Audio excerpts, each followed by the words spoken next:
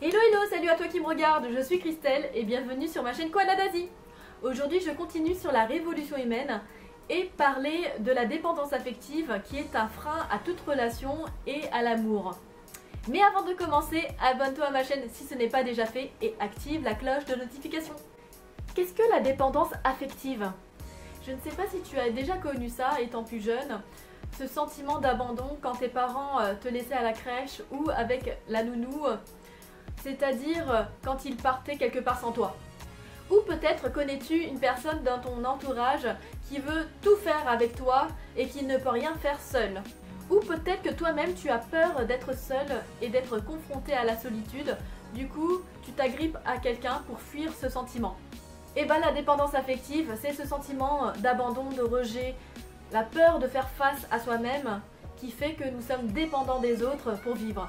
C'est comme si l'on n'osait pas affronter son propre reflet dans le miroir, que l'on préfère s'identifier au reflet de l'autre, d'où un dénigrement profond de sa propre vie, puisque l'on a une faible estime de soi-même, c'est-à-dire un gros vide intérieur qu'il faut absolument combler, et on fait souvent appel aux autres pour nous sauver de la situation qui en réalité n'est pas la solution pour être heureux et mieux se connaître. Cette dépendance affective est souvent liée à un manque cruel de connaissance de soi. Non seulement ça nous rend vulnérables, mais également ça nous empêche d'avancer et par effet miroir empêche l'autre d'avancer également, d'où un cercle vicieux. En mon sens, nous sommes tous dépendants de l'autre, mais à des degrés différents.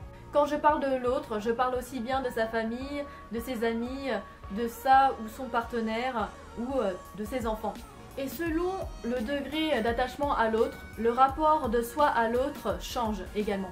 Plus on est attaché affectivement à l'autre, plus l'on devient vulnérable et dépendant de l'autre, moins l'on devient soi-même par peur de perdre l'autre, et du coup on vit plus dans la peur que dans l'amour. Pourquoi la dépendance affective est un frein à toute relation et à l'amour? Comme je l'ai expliqué, quand on est dépendant de l'autre, on enferme par conséquent l'autre dans notre dépendance, notre zone de confort en quelque sorte, comme un poids qui lui colle à la cheville et qui l'empêche de mieux avancer. Non seulement ça ne nous rend pas plus heureux, mais le pire c'est que l'on empêche l'autre de devenir heureux également. L'amour est une pulsion d'énergie positive qui nous pousse à avancer et à ouvrir notre cœur à l'autre. On est dans l'ouverture et non dans la fermeture, sinon ce n'est pas de l'amour. Quand on aime quelqu'un, il faut bien distinguer deux choses. La personne elle-même et ce qu'elle nous procure. Souvent quand on aime quelqu'un, on a cette fâcheuse tendance, ce qui est propre à l'humain, de vouloir la posséder. Or, aimer quelqu'un, c'est de prendre en compte la personne qu'elle est, avec ses qualités et ses défauts, et son univers. Et en aucun cas, on essaie de la conformer à notre propre vision des choses, à notre propre univers, aussi proche que cette personne soit pour nous. Ça va être dur ce que je vais dire, mais quand on est prêt à aimer quelqu'un, on est prêt également à le perdre. Et ça, dans le bouddhisme, on revient à l'impermanence, c'est-à-dire que toute relation, comme toute chose, évolue. Ce que l'on a connu auparavant ou aujourd'hui sera différent demain. Et que l'on sera confronté également aux épreuves dures de la vie comme la mort. Mais le plus important est de vivre le moment présent avec les personnes que l'on aime jusqu'au bout. Est-ce que se détacher de l'autre signifie avoir un cœur de pierre? Apprendre à se détacher de l'autre, ce que j'entends par là, c'est qu'au lieu de se focaliser sur le chemin de l'autre ou de vouloir à tout prix construire un chemin ensemble, c'est avant tout de se focaliser sur son propre chemin et apprendre à être autonome et développer sa capacité de résilience, c'est-à-dire sa capacité à rebondir face à n'importe quelle épreuve de la vie. En faisant un travail profond sur soi et en faisant face à ce qui nous fait réellement peur.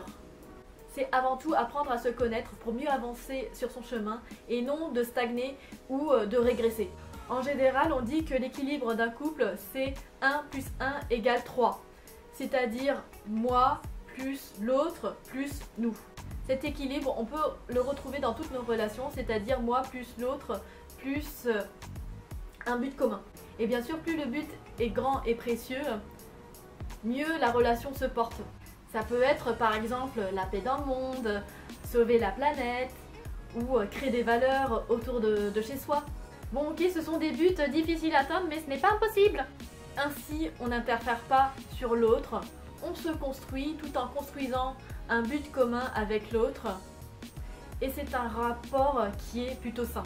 En conclusion, je dirais que la dépendance affective est un sentiment que l'on a tous plus ou moins connu une fois dans sa vie à des degrés différents.